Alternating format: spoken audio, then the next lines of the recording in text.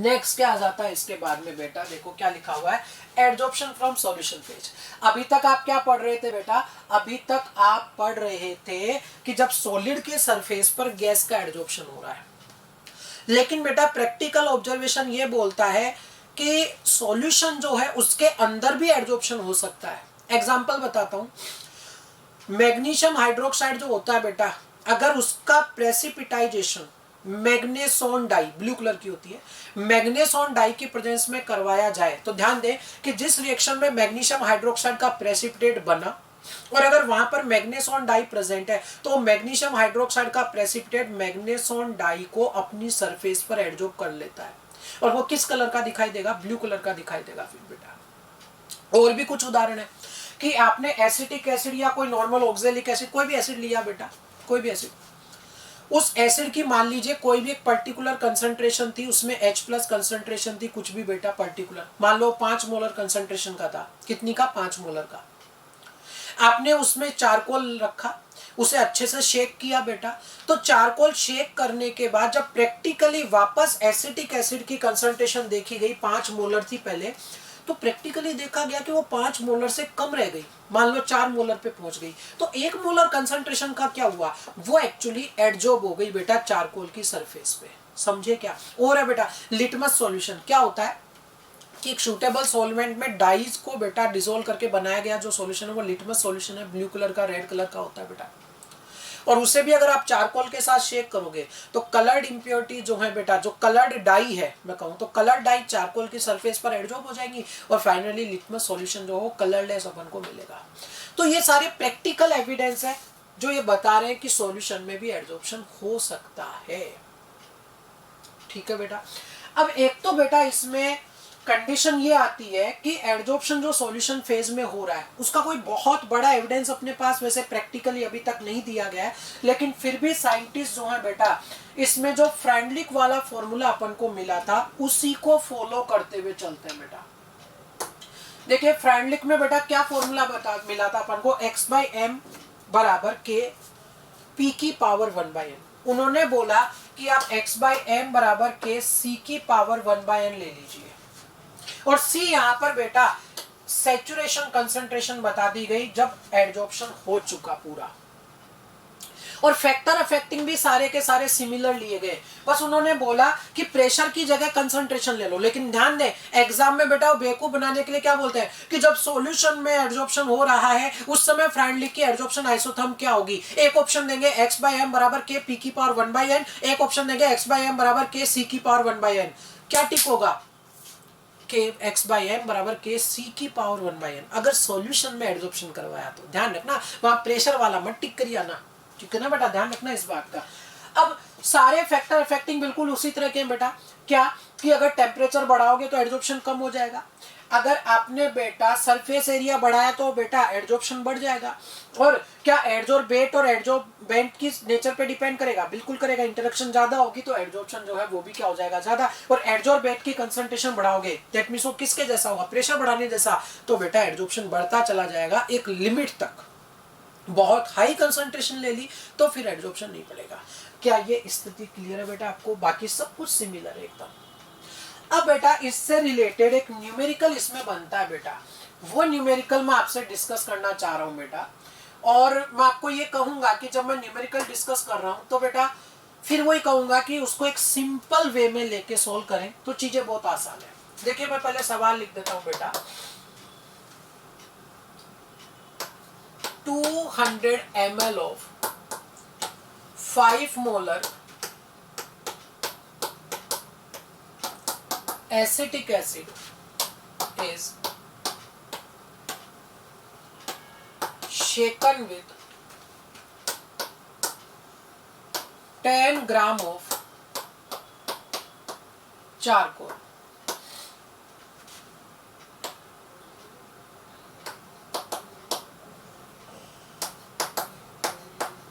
After that, we get 4 molar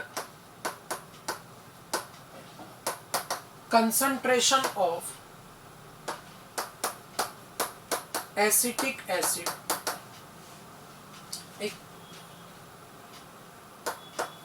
then अच्छा एक काम करते हैं बेटा, इसको 0.5 ले लूं बेटा, कि 0.5 मोलर था और बाद में 0.4 मोलर रह गया, कुछ खास नहीं बेटा, ऐसे ही, ठीक है। After that we get 0.4 molar concentration of acetic acid, then find out weight of adsorbate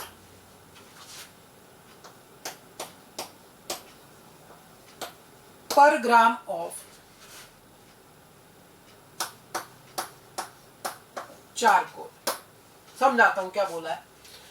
ये बोलना चाह रहा है बेटा कि 0.5 मोलर कंसंट्रेशन का 200 ml एसिटिक एसिड सॉल्यूशन था मेरे पास, और उसे बेटा 10 ग्राम चारकोल के साथ शेक किया गया।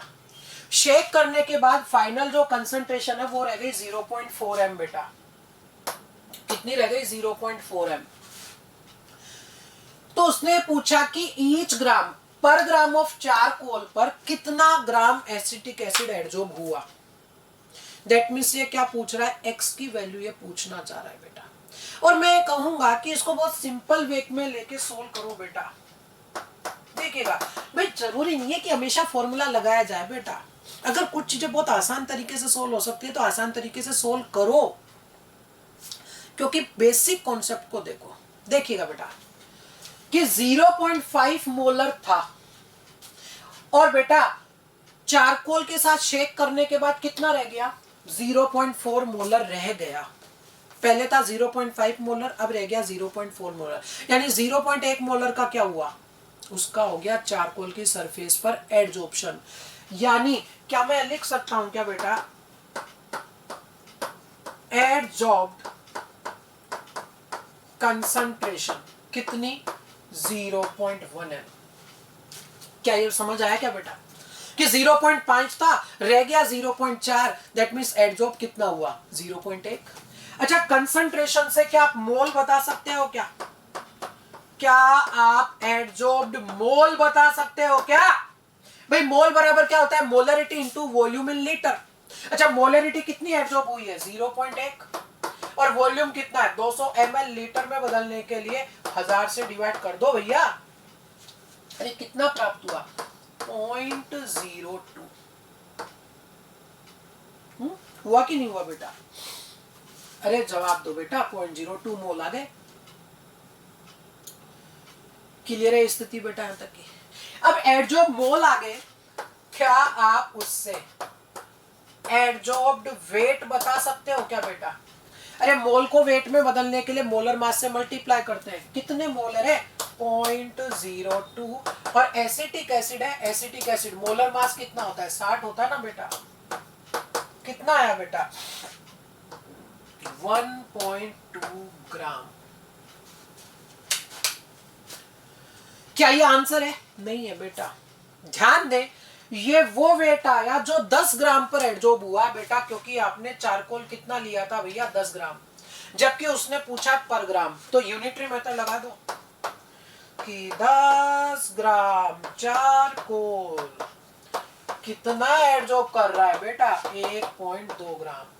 तो बेटा 1 ग्राम चारकोल कितना एब्जॉर्ब करेगा? 1.2 by 10, दैट मींस 0.12 ग्राम। और यही फाइनल आंसर है। क्या न्यूमेरिकल समझ आया क्या बेटा आपको? बहुत सिंपल है।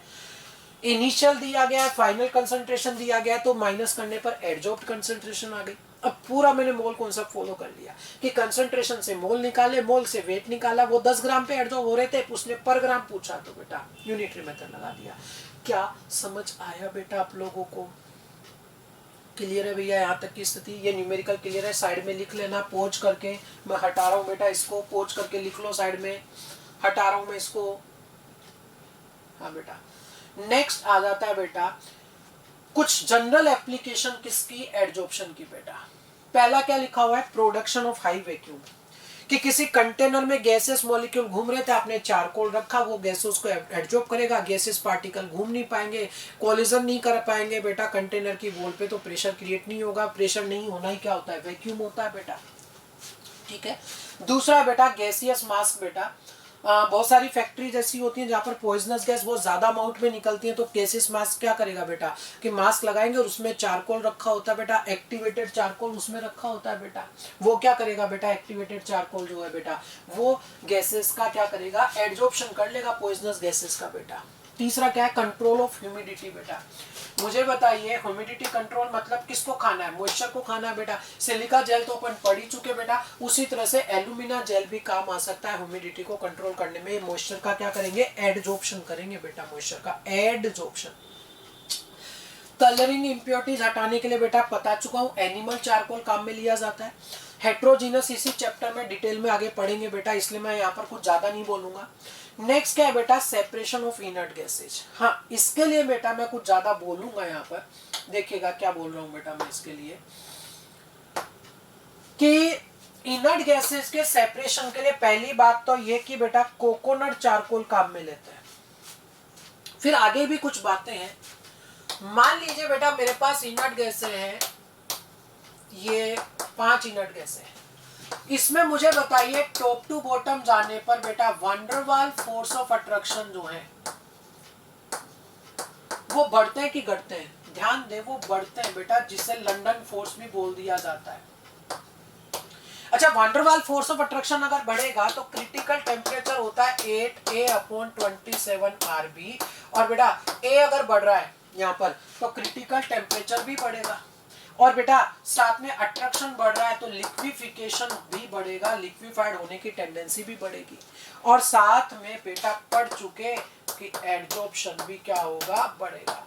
तो मैं आपसे सिर्फ इतना पूछना चाह रहा हूं कि अगर मेरे पास 2 इनर्ट गैस है, हीलियम और जिनन, तो पहले एडजॉर्प्शन किसका होगा, किसका होगा, जिनन का बेटा, पहले एडजॉर्प्शन जिनन का हो जाएगा। समझे क्या भैया?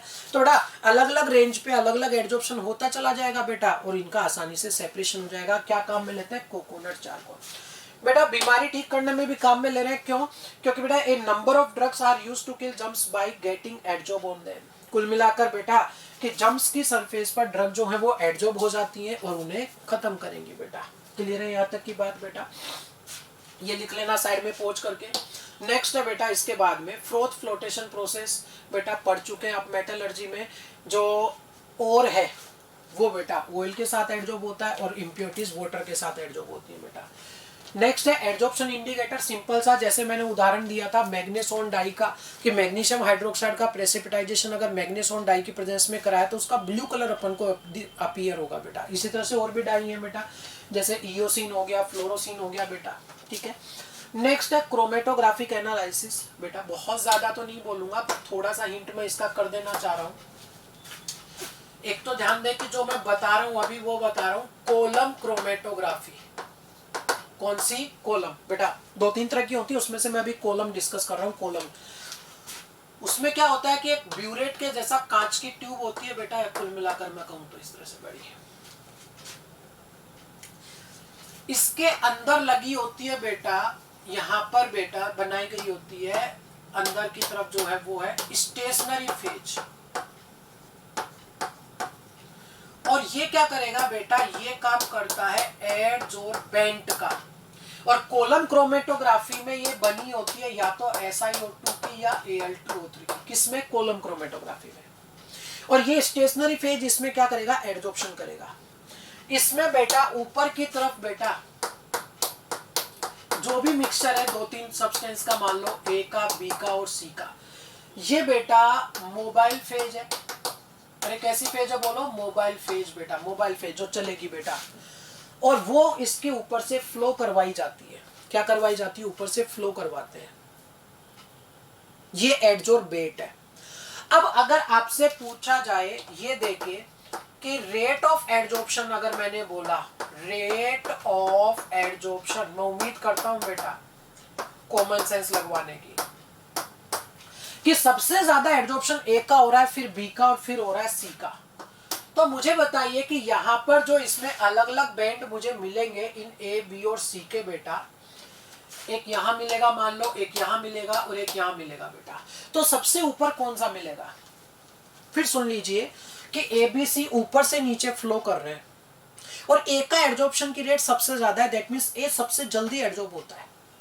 तो बेटा ऐसी स्थिति में इसमें से सबसे ऊपर कौन मिलेगा, ए मिलेगा बेटा, फिर बी मिलेगा, फिर सी मिलेगा। वो सिंपल है ना बेटा कि मान लीजिए ये कॉलम है, स्टेशनरी फेज एडजॉर्ब करने के लिए तैयार है, मैंने ऊपर से फ्लो करवाया ए बी सी का, और ए का एडजॉर्प्शन ज्यादा होता है तो ए को ऊपर ही एडजॉर्ब कर लिया जाएगा, यानी जिसका एडजॉर्प्शन ज्यादा कॉलम क्रोमेटोग्राफी में वो उसकी पट्टी, उसका बैंड कहाँ मिलेगा, ऊपर मिलेगा।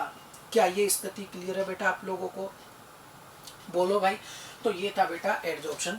अब बेटा अगर फटाफट से अगर अपन रिव्यू देख ले तो क्या रहा रिव्यू बेटा, कि सरफेस केमिस्ट्री में सरफेस पर या इंटरफेस पर होने वाले फिनोमिना पढ़े जाते हैं। दो गैसेस मिसिबल होती है, इनके लिए उनके बीच में इंटरफेस कभी भी नहीं होता।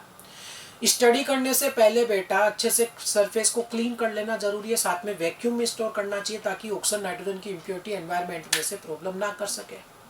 अगर सरफेस पर कंसंट्रेशन आ रही है बेटा मॉलिक्यूल की, एटम्स की बेटा, तो उसे एडजॉर्प्शन बोलेंगे। अगर बल्क में जा रही है तो एब्जॉर्प्शन बोलेंगे। दोनों एक साथ हो रहे हैं तो सोप्शन बोलते हैं। चौक को इंक में डिप करने पर बेटा इंक की जो डाई है, डाई का एडजॉर्प्शन होता है जबकि सॉल्वेंट का एब्जॉर्प्शन हो जाता है। सरफेस पे जो आ रहा है एडजॉर्बेंट, जिसके सरफेस पर आ रहा है एडजॉर्बेंट बेटा, सरफेस पे आया तो एडजॉर्प्शन, चला गया तो डिजॉर्प्शन बोल देते हैं। सिलिका जेल मॉइस्चर का एडजॉर्प्शन करता है, एल्यूमिना जेल भी करता है बेटा। एनिमल चारकोल कलर्ड इंप्योरिटीज को हटाता है, चारकोल गैसेस को एडजॉर्ब करके वैक्यूम क्रिएट करवा देता है बेटा। एडजॉर्प्शन और एब्जॉर्प्शन में डिफरेंस क्या हुआ कि सरफेस पर अगर कंसंट्रेशन आ रही है एडजॉर्बेट की बेटा ओवरऑल तो उसे अपन ने एडजॉर्प्शन बोला, और अगर बल्क में एब्जॉर्प्शन हो रहा है पूरे बल्क के अंदर बेटा तो उसे एब्जॉर्प्शन बोला। एडजॉर्प्शन में कंसंट्रेशन सरफेस पे बढ़ेगी और बेटा यूनिफॉर्मली नहीं बढ़ रही पूरी स्पीसीज में, पूरे बल्क में, जबकि एब्जॉर्प्शन में पूरे बल्क में यूनिफॉर्मली कंसंट्रेशन बढ़ जाती है। मैकेनिज्म की अगर बात करें बेटा अपन, तो जो बीच के पार्टिकल्स हैं बेटा सब्सटेंस के, उस पर बैलेंस फोर्स लगते हैं, लेकिन सरफेस वाले पर अनबैलेंस फोर्स होने के कारण residual force of attraction create होता है बेटा। और रेजिडुअल फोर्स ऑफ अट्रैक्शन जो है बेटा, ड्यू टू अट्रैक्शन जब वो पार्टिकल्स को एडजॉर्ब करेगा तो ऐसे में एनर्जी रिलीज होगी, डेल्टा एच नेगेटिव होगा, सरफेस एनर्जी कम होती चली जाएगी। पार्टिकल्स के एडजॉर्प्शन होने से रैंडमनेस कम हो जाएगी, अव्यवस्था कम होगी, डेल्टा एस भी नेगेटिव होगा। तो एडजॉर्प्शन का डेल्टा एच भी नेगेटिव, डेल्टा एस भी नेगेटिव, और स्पॉन्टेनियसली होने वाले एडजॉर्प्शन का delta G gives free energy, वो भी कैसी होती है, नेगेटिव होती है बेटा। जैसे जैसे एडजॉर्प्शन बढ़ेगा वैसे वैसे डेल्टा एच की नेगेटिव वैल्यू कम होगी। जहां डेल्टा एच की वैल्यू टी डेल्टा एस का मैग्नीट्यूड के बराबर हो जाए बेटा तो वहां पर डेल्टा जी जीरो हो जाएगा, उसे इक्विलिब्रियम कंडीशन कह दी जाती है, जहां पर एडजॉर्प्शन डिजॉर्प्शन बराबर रेट से होगा बेटा। अगर गैस का सॉलिड की सरफेस पर एडजॉर्प्शन हो रहा है तो दो कैटेगरी पड़ी, फिजिकल और केमिकल एडजॉर्प्शन बेटा। फिजिकल एडजॉर्प्शन की बात कर दूं तो van der Waals weak forces of attraction की वजह से, वीक अट्रैक्शन फोर्स है तो एनर्जी तो रिलीज करेगी लेकिन डेल्टा एच की नेगेटिव वैल्यू कम होगी। यूनिवर्सल होता है, किसी भी गैस का एडजॉर्प्शन हो सकता है, स्पेसिफिक नहीं होता, लेकिन उस गैस का एडजॉर्प्शन ज्यादा होगा जिसका क्रिटिकल टेम्परेचर ज्यादा हो, जिसका लिक्विफिकेशन आसानी से होता हो। प्रेशर बढ़ाओगे तो बढ़ता चला जाएगा, मल्टी लेयर तक, प्रेशर कम करोगे तो वापस कम होता चला जाएगा। रिवर्सिबल होता है, टेम्परेचर बढ़ाने पर कम होता है क्योंकि इसमें कोई सफिशिएंट एक्टिवेशन एनर्जी की आवश्यकता नहीं होती बेटा। सरफेस एरिया बढ़ाओगे तो बेटा फिजिकल एडजॉर्प्शन बढ़ता चला जाएगा। इधर केमिकल एडजॉर्प्शन बेटा due to strong force of attraction, chemical bond बेटा कोवेलेंट और आयनिक दोनों में से कुछ भी हो सकता है। स्पेसिफिक होता है क्योंकि गैस का सरफेस के साथ इंटरेक्शन करना जरूरी है, जैसे ऑक्सीजन का एडजॉर्प्शन ऑक्साइड बना के होता है और हाइड्रोजन का एडजॉर्प्शन हाइड्राइड बना के होता है बेटा। टेम्परेचर बढ़ाने पर इनिशियली बढ़ता है क्योंकि एक्टिव मॉलिक्यूल्स की संख्या बढ़ती है, क्योंकि इसमें कोई पर्टिकुलर सफिशिएंट एक्टिवेशन एनर्जी की आवश्यकता होती है। प्रेशर बढ़ाने पर एक लेयर बनने तक बढ़ता है, लेकिन प्रेशर घटाने पर बेटा रिवर्सिबल प्रोसेस इसमें नहीं होता। ये कैसा होता है, इरिवर्सिबल होता है, मोनोलेयर फिनोमिना है बेटा। और सरफेस एरिया बढ़ाने पर केमिकल एडजॉर्प्शन भी बढ़ेगा बेटा। फिर आज अपन ने देखा था इसमें क्या अभी देखा इसके अंदर क्या बेटा, फ्रेंडली का एडजॉर्प्शन आइसोथर्म बेटा, कि कांस्टेंट टेम्परेचर पे पर्टिकुलर अमाउंट ऑफ एडजॉर्बेंट लेके जब प्रेशर बढ़ाया गया तो एडजॉर्प्शन बढ़ता चला गया, लेकिन हाई प्रेशर की कंडीशन को फ्रेंडली का एडजॉर्प्शन आइसोथर्म एक्सप्लेन नहीं करती। फॉर्मूला क्या मिल गया, x/m बराबर k p की पावर 1/n, जहाँ n की वैल्यू x से ज्यादा और 1/n की वैल्यू 0 से 1 के बीच में होती है। x है अमाउंट ऑफ एडजॉर्बेंट इन ग्राम और m है amount of adsorbent in gram. k और n गैस की नेचर और एडजॉर्बेंट की नेचर पर डिपेंड करते हैं बेटा दोनों के। सॉल्यूशन में भी एडजॉर्प्शन हो सकता है बेटा, बस पी की जगह सी आ जाएगा। और ये कुछ इसकी डेली लाइफ के एग्जांपल। क्या क्लियर है यहाँ तक की स्थिति बेटा आप लोगों को? देख बेटा नेक्स्ट आपका बेटा टॉपिक किसमें, कैटालाइसिस। एक्चुअली एक एग्जांपल से अपन आगे बढ़े तो क्या देखो बेटा, कि पोटेशियम क्लोरेट का थर्मल डिकम्पोजिशन से KClO2 बनाया गया है, जब उसे कोई कैटलिस्ट नहीं दिया तो अप्रोक्स 650 से लेकर 870 केल्विन तक में डिकम्पोज हो रहा है बेटा। लेकिन अगर उसे बेटा MnO2 कैटलिस्ट दिया गया, मैग्नीज डाइऑक्साइड, तो बेटा MnO2 कैटलिस्ट की प्रेजेंस में बेटा वो लो टेम्परेचर रेंज पे भी कंप्लीट हो गया।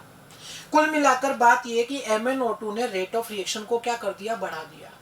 तो जनरली कैटलिस्ट अपन किन्हें कंसिडर करते हैं बेटा, जनरली कैटलिस्ट उन्हें कंसिडर किया जाता है जो रिएक्शन के एंड में, खुद केमिकली और क्वांटिटेटिवली अनचेंज्ड रहते हुए भी रेट ऑफ रिएक्शन को बढ़ा दे बेटा। लो एक्टिवेशन एनर्जी का अल्टरनेट पार्ट प्रोवाइड करवाते हैं और रेट ऑफ रिएक्शन को बढ़ाते हैं। एक और चीज सुन लीजिए बेटा, कुछ को डाउट आएगा फिर बेटा, कैटलिस्ट होते दोनों तरह के हैं, पॉजिटिव कैटलिस्ट भी, नेगेटिव कैटलिस्ट भी। Positive catalyst rate of reaction को बढ़ाते हैं, negative catalyst rate of reaction को घटाते हैं। लेकिन अगर बेटा बात यह है कि सिर्फ कैटलिस्ट वर्ड बोला हो तो दिमाग में एक जो इमेजिनेशन क्रिएट होता है वो सिर्फ ये होता है बेटा जो रेट ऑफ रिएक्शन को बढ़ा रहे होंगे। मैं नहीं कह रहा हूं कि कैटलिस्ट हमेशा बढ़ाएगा, negative catalyst rate of reaction को कम भी कर सकता है बेटा, लेकिन जनरली सिर्फ कैटलिस्ट वर्ड बोला तो अपने दिमाग में यही आएगा कि हाँ वो रेट ऑफ रिएक्शन बढ़ा रहा होगा। और लास्ट में जब खुद मिलेगा रिएक्शन के एंड में तो वो बेटा केमिकली और क्वांटिटेटिवली दोनों फॉर्म में अनचेंज मिलता है बेटा। वो ड्यूरिंग रिएक्शन कुछ भी हुआ हो, ड्यूरिंग रिएक्शन जो भी चेंजेस हुआ वो ठीक है बेटा, लेकिन रिएक्शन के एंड में जब कैटलिस्ट मिलेगा तो वो लास्ट में अनचेंज फॉर्म में मिलेगा। कैसे मिलेगा वो मैकेनिज्म अपन इसके अंदर देखेंगे भी बेटा, लेकिन मिलेगा अनचेंज्ड बेटा। और कैसे रेट ऑफ रिएक्शन बढ़ाएगा, लो एक्टिवेशन एनर्जी का अल्टरनेट पाथ प्रोवाइड करा के रेट ऑफ रिएक्शन बढ़ा देगा बेटा। देखिएगा इधर क्या लिखा हुआ है यहाँ पर कि substances which accelerate the rate of a chemical reaction and themselves remains, बहुत इंपॉर्टेंट लाइन है बेटा, रिमेन्स केमिकली एंड क्वांटिटेटिवली बेटा, chemically and quantitatively unchanged after the reaction बेटा। रिएक्शन के बाद में जब मिलेंगे तो केमिकली और क्वांटिटेटिवली अनचेंज मिलेंगे, ऐसी स्पीसीज को कैटलिस्ट कहते हैं। कैसे बनाएगा बेटा, इधर देखिए कि मान लीजिए इधर आपके पास में एनर्जी बेटा, रिएक्शन कोऑर्डिनेट चल रहा है, ये रिएक्टेंट है बेटा। रिएक्टेंट पहले किस में कन्वर्ट होगा, ट्रांजिशन स्टेट में, और मान लीजिए कि प्रोडक्ट जो है वो मुझे रिएक्टेंट से ज्यादा एनर्जी वाला मिला। दैट मींस मैंने ये जो डायग्राम बना लिया ये किसके लिए बना लिया, एंडोथर्मिक के लिए बना लिया बेटा। भाई प्रोडक्ट की एनर्जी ज्यादा है और आप अच्छे से जानते हैं बेटा कि यहाँ पर ये जो एनर्जी होती है बेटा इसे अपन क्या बोल देते हैं, एक्टिवेशन एनर्जी। होगा क्या कि इन द प्रेजेंस ऑफ कैटलिस्ट बेटा ये पाथ फॉलो किया जाएगा और यहाँ जो एक्टिवेशन एनर्जी है बेटा उसे मैंने बोल दिया E डैश, और वो किसकी प्रेजेंस में, कैटलिस्ट की प्रेजेंस में। साफ साफ आप देख रहे हैं बेटा EA और EA डैश में से कौन सी वैल्यू कम है, EA डैश कम है बेटा इन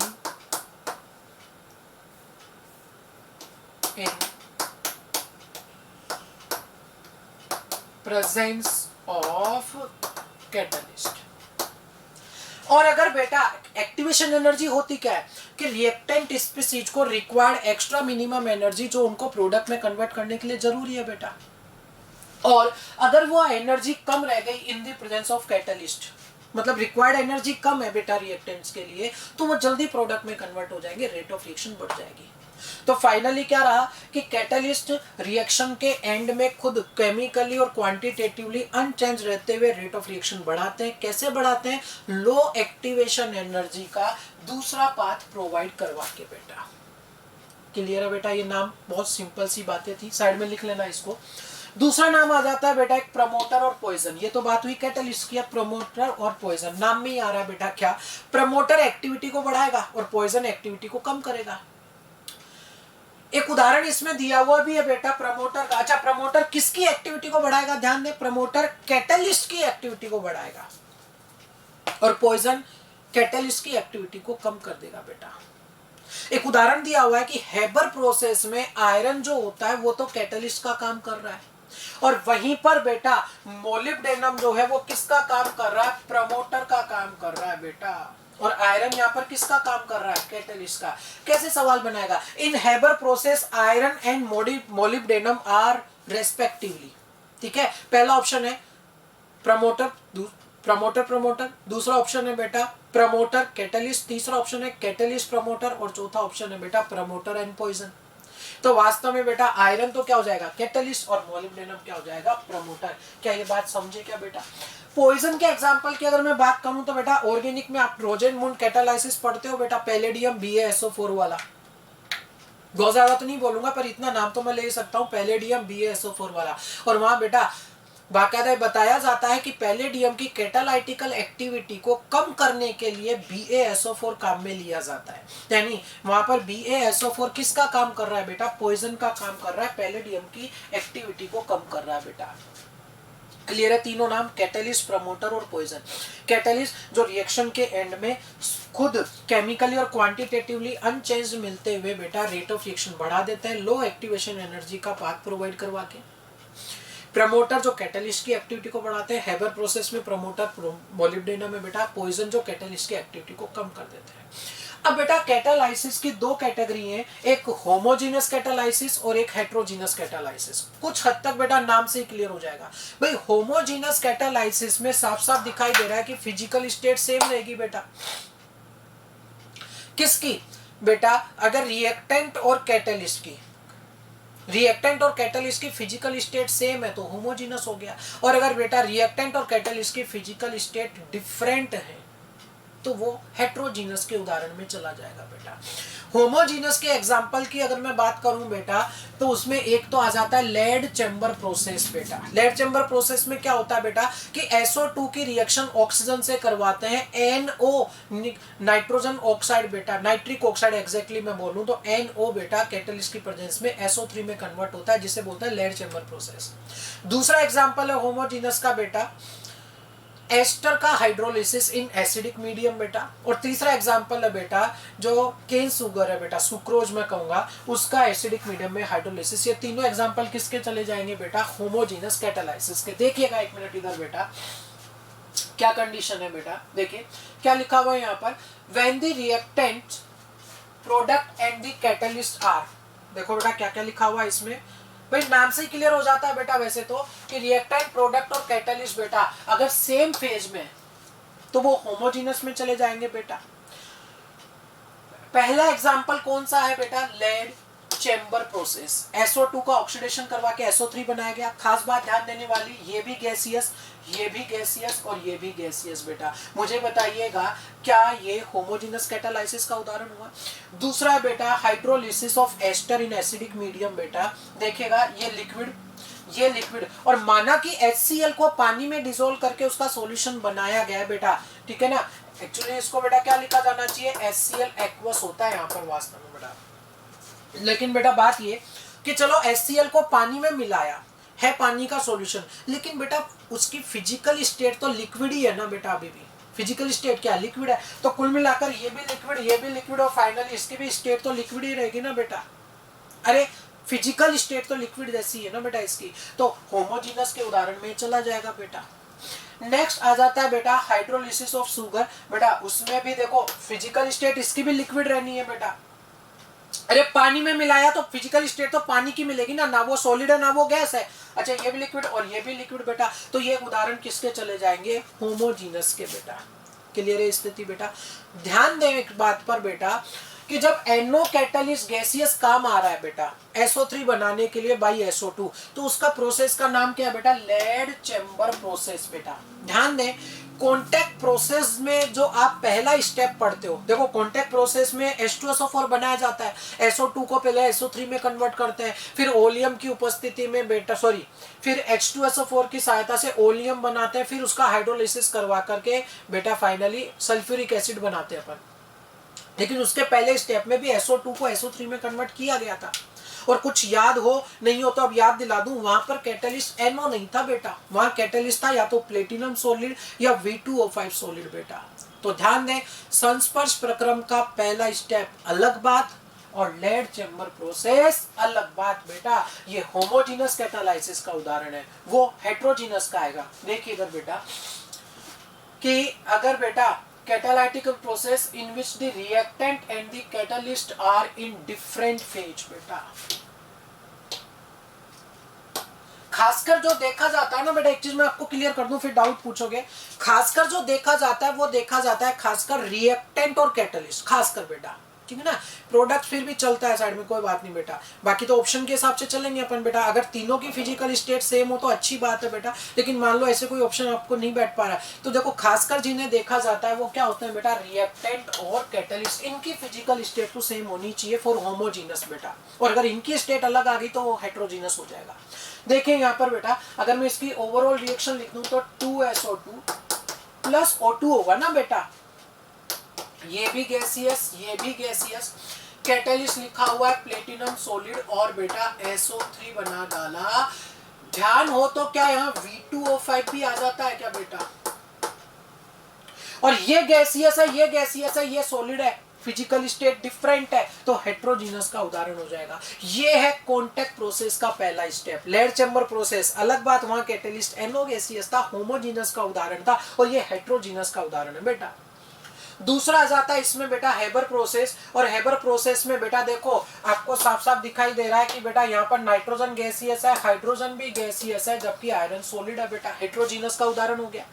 ओस्टवाल्ड प्रोसेस में बेटा जिससे HNO3 बनाया जाता है, उसमें भी बेटा पहले स्टेप में देखो, पहले स्टेप में अमोनिया से NO बनाते हैं, फिर ऑक्सीडेशन करवा के NO2 बनाते हैं, और फिर बेटा उसका हाइड्रोलाइसिस H2O से रिएक्शन करवा के HNO3 बनाते हैं और NO को रिसाइकल कर लिया जाता है। लेकिन उसका जो पहला स्टेप है बेटा, उसमें कैटलिस्ट क्या काम आ रहा है, प्लेटिनम सॉलिड भी काम आ सकता है और रोडियम गोज भी काम आ सकता है बेटा, जाली जो होती है ना रोडियम की, वो भी काम आ सकती है। लेकिन बात क्या कि ये गैसियस और ये सॉलिड, हेट्रोजीनस का उदाहरण हो गया बेटा।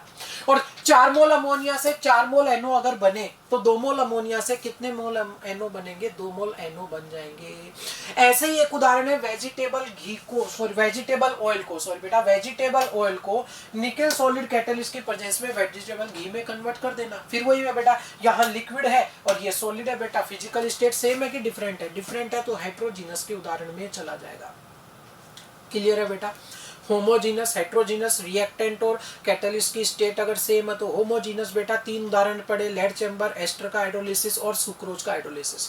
फिर आगे अपन हेट्रोजीनस में बेटा रिएक्टेंट कैटलिस्ट की फिजिकल स्टेट डिफरेंट है। First step of contact process, first step of Ostwald process बेटा, हेबर प्रोसेस, और वेजिटेबल ऑयल को वेजिटेबल घी में कन्वर्ट करना इन the presence of nickel catalyst बेटा। कैटलिस्ट भी पूछ लेता है कि किसमें कौन सा कैटलिस्ट काम आया, ध्यान दें, सीधा कैटलिस्ट भी पूछ लेता है बेटा कि लेड चैम्बर प्रोसेस में कौन सा कैटलिस्ट काम आ रहा है, NO गैसियस, डायरेक्ट पूछ लिया।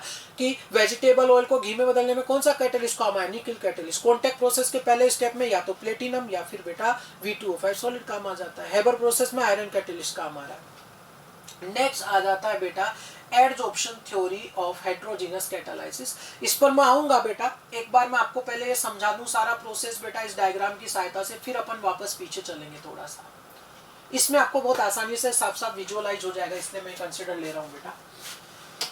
बेटा यहां पढ़ रहे मैकेनिज्म ऑफ हेट्रोजीनस कैटालाइसिस, कि हेट्रोजीनस जो सरफेस है बेटा ओवरऑल यहां पर साफ साफ दिखाई दे रहा है कि रिएक्टेंट और कैटलिस्ट की बेटा फिजिकल स्टेट डिफरेंट है। और जनरली अपन क्या देखते हैं कि कैटलिस्ट की सॉलिड सरफेस पर गैसियस स्पीसीज जो रिएक्टेंट होते हैं उनकी रिएक्शन अपन करवा रहे हैं। मैकेनिज्म क्या बोलती है, ध्यान से समझें कि ये मान लीजिए कोई कैटलिस्ट की सरफेस है और कैटलिस्ट की सरफेस पर एक्टिव साइट होती है बेटा। ये सब क्या है इस पर बेटा, एक्टिव साइट किस चीज के लिए अवेलेबल है कि रिएक्टेंट यहाँ पर पहुंचे, इंटरमीडिएट बनाए और प्रोडक्ट में कन्वर्ट होकर के यहाँ से चले जाए। भाई एक्टिव साइट के क्या काम है बेटा, एक्टिव साइट बेटा क्या है कि कैटलिस्ट ने वो साइट प्रोवाइड करवा रखी है कि यहाँ पर रिएक्टेंट आए, इंटरमीडिएट बनाए, प्रोडक्ट बनाए और फिर वहां से जगह खाली करके चले जाए बेटा। एक्चुअली बेटा एक छोटा सा मैं यहाँ पर पहले लिख लूं, फिर मैं बेटा आपको बताऊं, 1 मिनट दो मुझे। मैं इसमें रिएक्टेंट कुछ इस कैटेगरी में लेकर लिखना चाहता हूँ बेटा, ठीक है ना, ताकि मैं ज्यादा अच्छे से समझा सकूं। A, B और B बेटा, ठीक है ना, A2 B2 की फॉर्म में मैं रिएक्टेंट लेकर चल रहा हूँ, मुझे समझाने में आसानी होगी। देखिए बेटा होता क्या है बेटा, सबसे पहले कि रिएक्टेंट जो है बेटा, रिएक्टेंट वो कैटलिस्ट की साइट पर पहुंचते हैं बाय डिफ्यूजन प्रोसेस।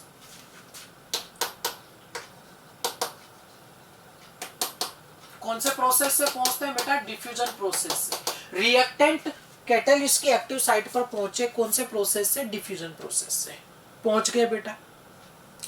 फिर उनका होता है बेटा फिजिकल एड्जॉर्प्शन। कौन सा? Physical adsorption. और फिजिकल एड्जॉर्प्शन होने से बेटा माना कि कम अमाउंट में, लेकिन एनर्जी रिलीज तो होगी। अगर वो एनर्जी इतनी रिलीज हुई कि वो एक्टिवेशन एनर्जी को क्रॉस कर जाए, रिक्वायर्ड फॉर केमिकल एड्जॉर्प्शन, तो फिर होगा केमिकल एड्जॉर्प्शन। ध्यान दें, फिजिकल एड्जॉर्प्शन में रिलीज होने वाली एनर्जी अगर केमिकल एड्जॉर्प्शन के लिए रिक्वायर्ड एक्टिवेशन एनर्जी को क्रॉस कर गई तो वो केमिकल एड्जॉर्प्शन में चेंज हो जाएगा बेटा। और क्योंकि केमिकल एड्जॉर्प्शन में बेटा, क्योंकि केमिकल एड्जॉर्प्शन में और भी ज्यादा एनर्जी रिलीज होगी, तो उस स्थिति में क्या होगा कि फाइनली केमिकल एड्जॉर्प्शन होने के बाद, फिजिकल प्लस केमिकल चल रहा है बेटा, फिजिकल एड्जॉर्प्शन होता है पहले स्टेप में हमेशा, और वहां रिलीज होने वाली एनर्जी अगर केमिकल एड्जॉर्प्शन के लिए रिक्वायर्ड एक्टिवेशन को क्रॉस कर जाए अगर, तो फिर केमिकल एड्जॉर्प्शन हो जाता है बेटा। पहले फिजिकल हुआ, फिर सब कुछ सही अगर चलता रहा तो केमिकल एड्जॉर्प्शन हो जाता है बेटा, यही तरीका है। अब केमिकल एड्जॉर्प्शन में भी एनर्जी रिलीज होगी, और वो एनर्जी अगर इतनी रिलीज हुई कि वो रिएक्टेंट के मॉलिक्यूल का बॉन्ड ब्रेक कर सके, तो बिल्कुल यहां पर रिएक्टेंट के मॉलिक्यूल का बॉन्ड ब्रेक होगा। ए का ए के साथ बॉन्ड हटेगा, बी का बी के साथ, देखो ए का ए के साथ छूटेगा, बी का बी के साथ छूटेगा, तभी तो ए का साथ बी के साथ बनेगा बेटा। भाई ए का बी के साथ कब बनेगा? ए और बी का साथ कब होगा? जब ए का ए से छूट जाए हाथ बेटा, बी का बी से हाथ छूट जाए, तभी तो ए और बी का हाथ मिलेगा बेटा। तो वास्तव में केमिकल एड्जॉर्प्शन में जो एनर्जी रिलीज हुई वो इतनी सफिशिएंट होनी चाहिए, इतनी सफिशिएंट होनी चाहिए कि बेटा वो रिएक्टेंट मॉलिक्यूल्स के खुद के बॉन्ड ब्रेक कर सके। और जब ये बॉन्ड ब्रेक होंगे तब इसमें इंटरमीडिएट बनेगा, और फाइनली इंटरमीडिएट किस में कन्वर्ट हो जाएगा? प्रोडक्ट में। अब बेटा प्रोडक्ट बन चुका, मुझे बताइए कि अब प्रोडक्ट जो बन चुका उसकी नैतिक जिम्मेदारी क्या है? भाई उसकी नैतिक जिम्मेदारी है कि जगह खाली करे, सीधी सी बात है बेटा। भाई उसकी नैतिक जिम्मेदारी ये हुई ना बेटा, मोरल ड्यूटी क्या हुई इसकी कि वो जगह खाली करे। और डी कैसे जगह खाली हो गई बेटा? एड्जॉर्प्शन होके बना था, तो जगह खाली करने के लिए क्या होना चाहिए? डीजॉर्प्शन होना चाहिए बेटा। यानी डीजॉर्प्शन के द्वारा ये बेटा सेपरेट हो गया, अलग हो गया। अच्छा, डीजॉर्प्शन के द्वारा ये सरफेस से तो अलग हो गया, सरफेस से अलग हुआ ना अभी बेटा, अभी सिर्फ सरफेस से अलग हुआ। अब यहां से दूर जाना भी जरूरी है ताकि और रिएक्टेंट मॉलिक्यूल आए और प्रोडक्ट में कन्वर्ट हो।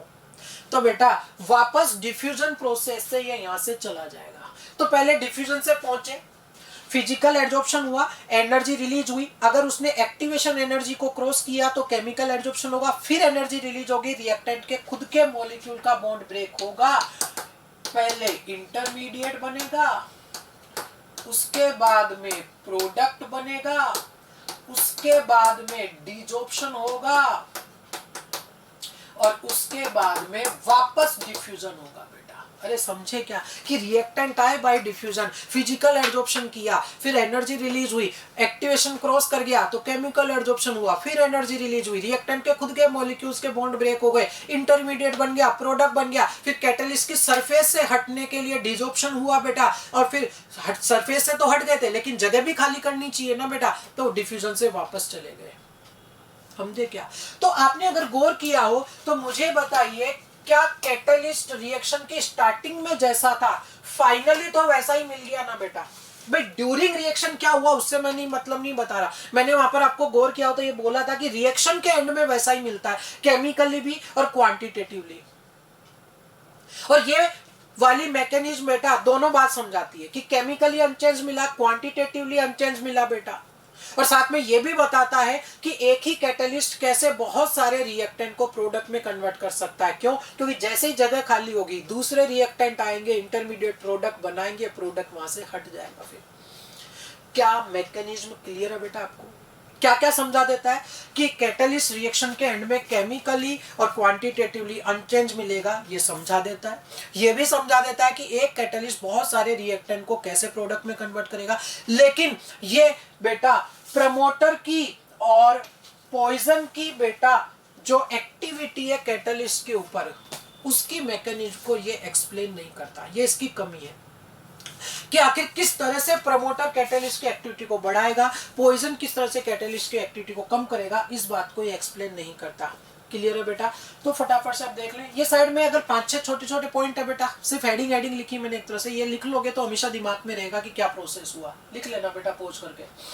देखिए तो क्या रहा बेटा कि डिफ्यूजन से पहुंचे, फिर एड्जॉर्प्शन हुआ बेटा, फिजिकल और केमिकल एड्जॉर्प्शन। ध्यान दें एक और चीज, क्या मैं बोल सकता हूं क्या कि फिजिकल एड्जॉर्प्शन को बेटा केमिकल एड्जॉर्प्शन में कन्वर्ट किया जा सकता है? बिल्कुल कर सकते हो। फिजिकल एड्जॉर्प्शन हुआ, एनर्जी रिलीज हुई, मान लो कम रह गई, एक्टिवेशन को क्रॉस नहीं कर पा रही, तो मैं सिस्टम का अगर टेम्परेचर बढ़ा दूं तो मॉलिक्यूल एक्टिव हो जाएंगे बेटा, और फिर वो केमिकल एड्जॉर्प्शन कर पाएंगे।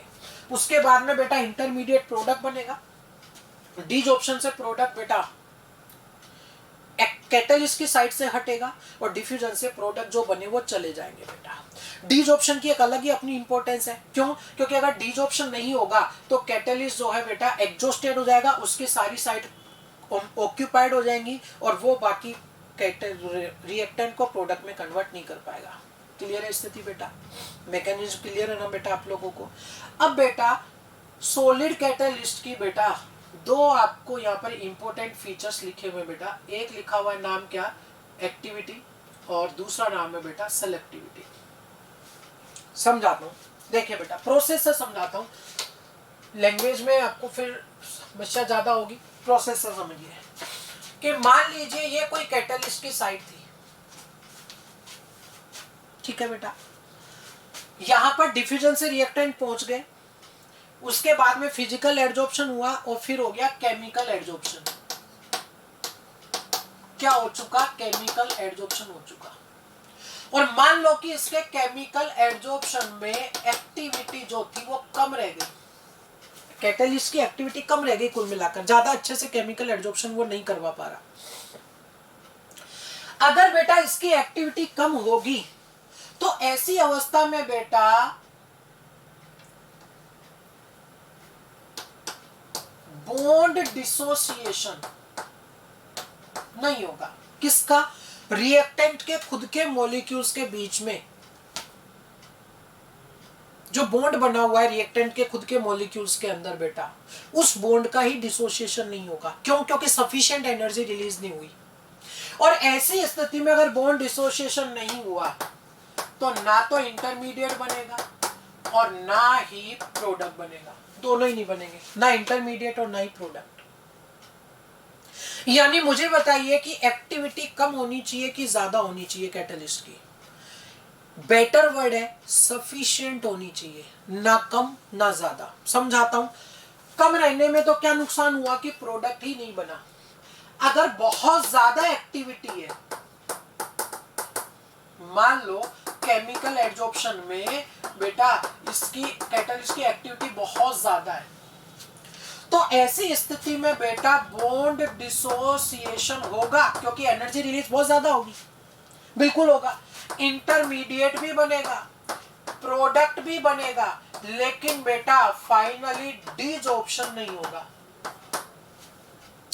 कि अगर बेटा ड्यूरिंग केमिकल एड्जॉर्प्शन बहुत ज्यादा एनर्जी रिलीज कर दी इन्होंने बॉन्ड बनाने में, तो बेटा कैटलिस्ट की एक्टिव साइट के साथ इनका बॉन्ड इतना स्ट्रॉन्ग बन जाएगा कि बेटा ये यहां से डिसॉर्ब नहीं होंगे।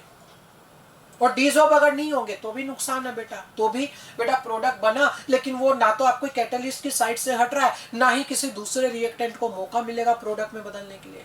यानी एक्टिविटी ना कम होनी चाहिए ना ज्यादा होनी चाहिए। कम रह गई तो प्रोडक्ट नहीं बनेगा, ज्यादा हो गई तो डिसऑर्प्शन नहीं होगा। यानी एक्टिविटी कैसी होनी चाहिए बेटा? एक्टिविटी जो है वो सफिशिएंट होनी चाहिए, ना कम ना ज्यादा। देखिए क्या लिखा हुआ, the activity of a catalyst depend on strength of chemical adsorption, the react to a large है। फिजिकल का रोल थोड़ा कम होता है बेटा, क्योंकि वहां रिलीज होने वाली एनर्जी वैसे ही कम होती है। The reactant must get adsorb reasonably strong on the catalyst to become active बेटा, ताकि खुद रिएक्टेंट के मॉलिक्यूल का बॉन्ड ब्रेक हो सके। फिर भी क्या लिखा आगे देखो, however they must not get adsorbed so strongly that they are immobilized. That means इतना ज्यादा strongly एक्टिव भी ना हो बेटा, सॉरी एड्जॉर्ब ना हो जाए इतना strongly कि वो बाद में बेटा उनका डिसऑर्प्शन ही ना हो और जगह खाली ना हो बेटा। कुल मिलाकर बेटा इस वे में समझो तो बहुत आसानी से समझ में आ जाता आपको बेटा कि अगर एक्टिविटी कम रह गई तो रिएक्टेंट के खुद के मॉलिक्यूल्स के बीच में बॉन्ड ब्रेक नहीं होंगे बेटा। ऐसी स्थिति में इंटरमीडिएट प्रोडक्ट ही नहीं बनेगा, ज्यादा रही तो फाइनली डिजॉर्प्शन नहीं होगा। एनसीईआरटी में एक और लाइन लिखी हुई है बेटा कि ग्रुप नंबर 7, 8 और 9 वाले जो हैं वो मैक्सिमम एक्टिविटी एग्जिबिट करते हैं। कौन से होते हैं ग्रुप नंबर 7, 8, 9 वाले बेटा, याद दिलाऊं तो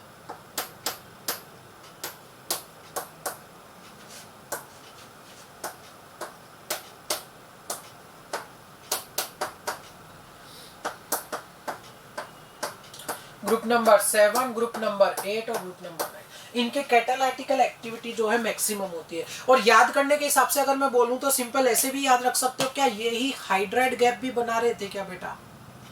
भाई एस ब्लॉक वाले आयनिक हाइड्राइड बनाते हैं, पी ब्लॉक वाले मोलिकुलर हाइड्राइड बनाते हैं, डी और एफ वाले इंटरस्टिशियल हाइड्राइड बनाते हैं, लेकिन उसमें एक हाइड्राइड गैप आया था कि 7, 8 और 9 वाले हाइड्राइड नहीं बनाते। कुछ याद आया?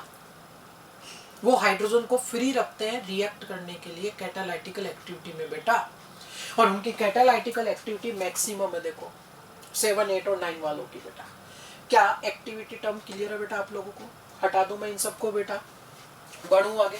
नेक्स्ट टर्म कौन सी आ जाती है बेटा? सेलेक्टिविटी। देखिए बेटा नाम में आ रहा है सेलेक्टिविटी, दैट मीन्स कहीं ना कहीं एक सिलेक्शन करने का प्रोसेस है। क्या सिलेक्शन करने का प्रोसेस है बेटा? एग्जाम्पल के साथ समझाता हूं। अगर आप गौर से देख रहे हैं बेटा इन तीनों रिएक्शन में, तीनों ही रिएक्शन में क्या रिएक्टेंट सेम है? क्या क्या है? CO प्लस H2, जिसे आपने बेटा सिन गैस या सिंथेसिस गैस या वाटर गैस के नाम से पढ़ा है।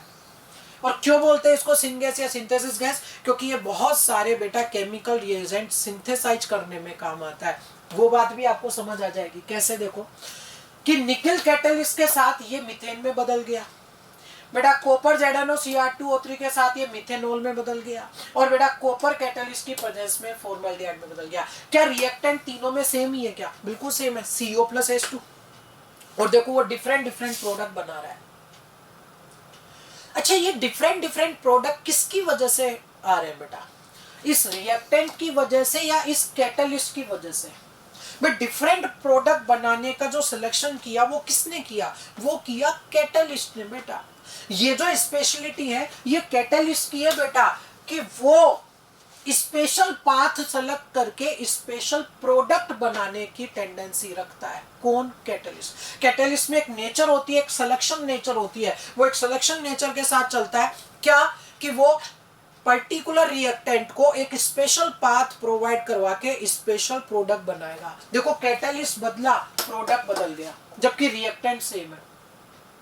अरे समझे कि नहीं समझे बेटा? The selectivity of a catalyst is its ability to direct a reaction, एक रिएक्शन को डायरेक्ट करना कि आप इधर से प्रोसीड होइए to yield a particular product, एक पर्टिकुलर प्रोडक्ट प्राप्त करने के लिए रिएक्शन को डायरेक्ट कर देना बेटा। और अगर आप मुझे बेटा रिडक्शन पावर का ऑर्डर मुझे बता सको in the presence of nickel catalyst और in the presence of copper catalyst, तो अच्छी बात होगी। भाई ज्यादा रिड्यूस कहाँ हुआ है? CH4 में बेटा ज्यादा रिड्यूस हुआ है कार्बन या SCHO में? है नहीं बेटा? ये निकल के प्रेजेंस में ज्यादा रिडक्शन हो पा रहा है बेटा आसानी से। क्या सेलेक्टिविटी वाली टर्म क्लियर है बेटा? नेक्स्ट आ जाता है बेटा इसके बाद में, सेलेक्टिविटी टर्म के बाद में, कि सिलेक्शन जो है वो शेप के हिसाब से भी हो सकता है, साइज के हिसाब से भी हो सकता है बेटा। कि कैटलिस्ट जो है बेटा वो सिलेक्शन कर रहा है एक सबस्ट्रेट का, कि वो उसको प्रोडक्ट में बदलेगा कि नहीं बदलेगा बेटा। और वो किस पर बेस्ड है? वो है शेप और साइज पर बेस्ड बेटा। वो सिंपल सा है, मैं यहाँ पर जो लिखूंगा उससे आपको बहुत आसानी से समझ में आ जाएगा। एक स्पीसीज है जियोलाइट बेटा, ये नेचुरली भी मिलता है बेटा और आर्टिफिशियली भी इसको बनाया जा सकता है, लिखा हुआ है इसमें। जियोलाइट की हनी कॉम्ब लाइक स्ट्रक्चर होती है, मधुमक्खी के छत्ते जैसी बेटा। कुछ इस तरह की एक्टिव साइट इसके अंदर होती है जियोलाइट में। और आपसे एक सिंपल सा सवाल मैं पूछूं कि which of following substrate would be fit in zeolite, वो भी ये वाला।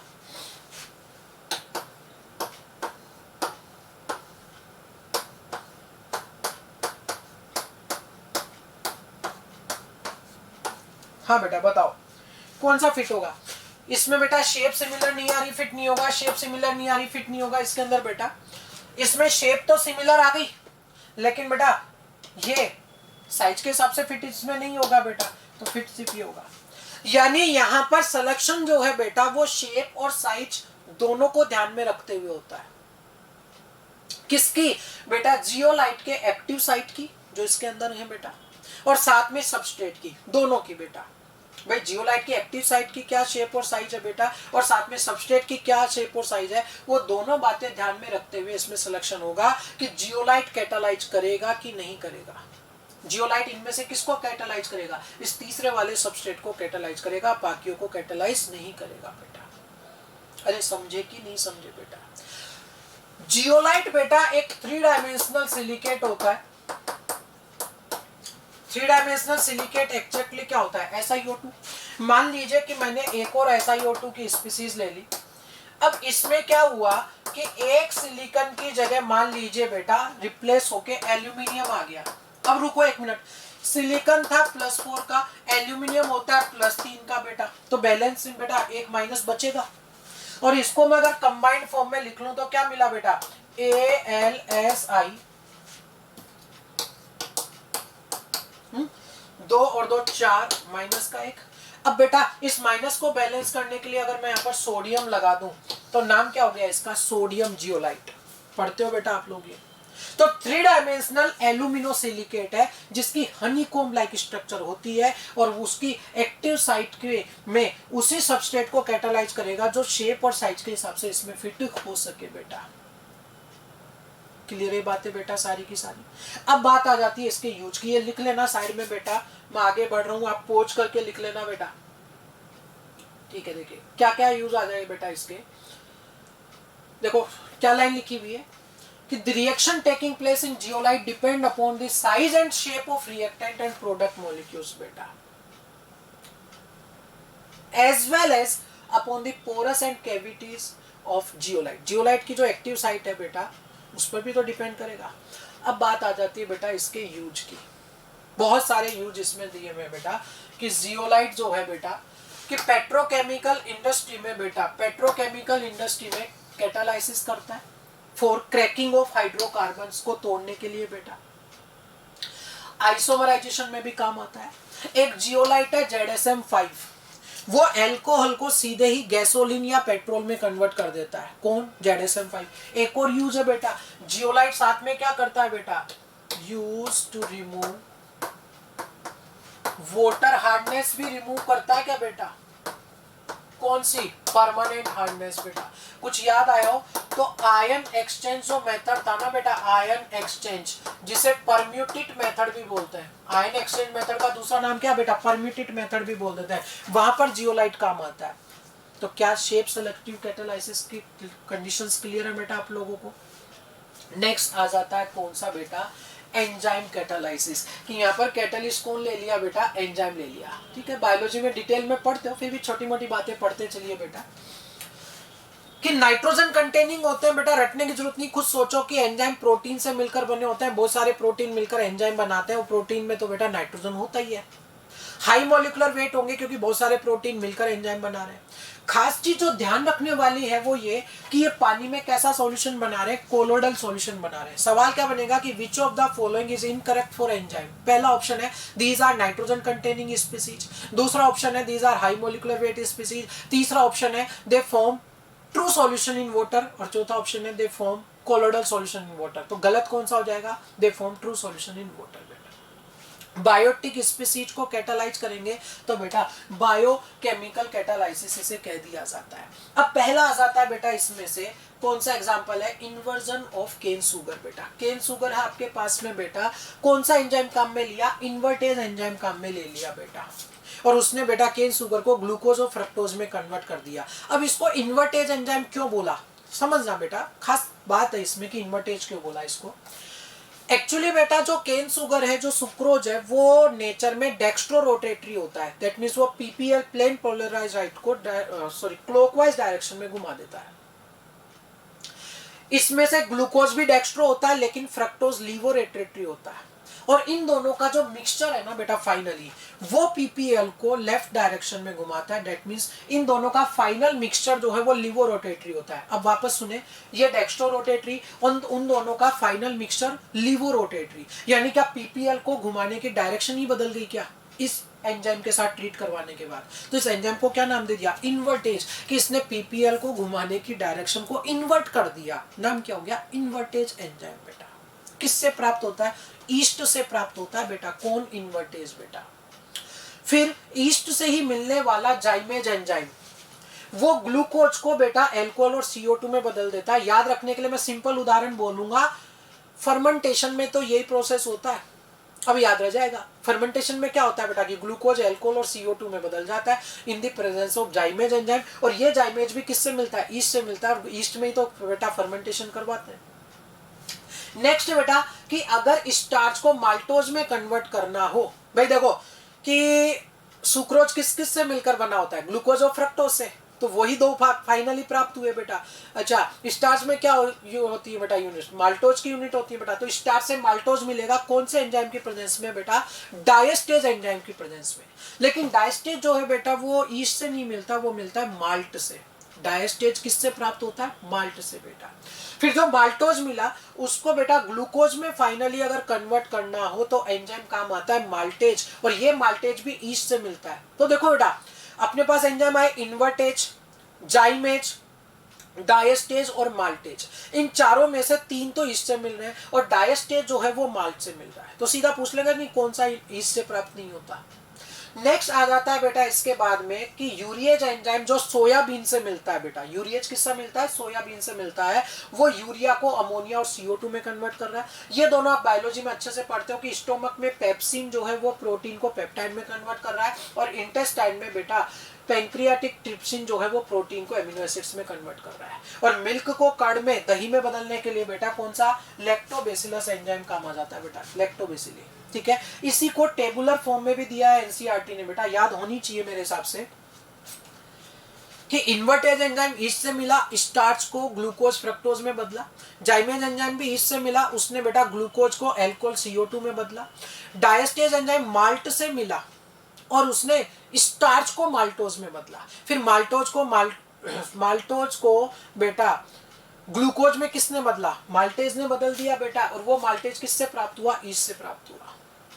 ठीक है, यूरिएज मिला सोयाबीन से बेटा, यूरिया को अमोनिया और CO2 में कन्वर्ट कर देता है।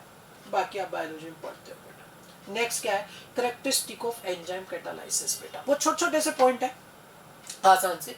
पहला है मोस्ट हाईली एफिशिएंट। इसकी लाइन पढ़ोगे तो ही समझ आ जाएगा कि 1 मॉलिक्यूल ऑफ एन एंजाइम में transform 1 million molecule of reactant पर मिनट। यानी एक मॉलिक्यूल जो है एंजाइम का वो 1 मिनट में लाखों रिएक्टेंट को प्रोडक्ट में कन्वर्ट कर सकता है।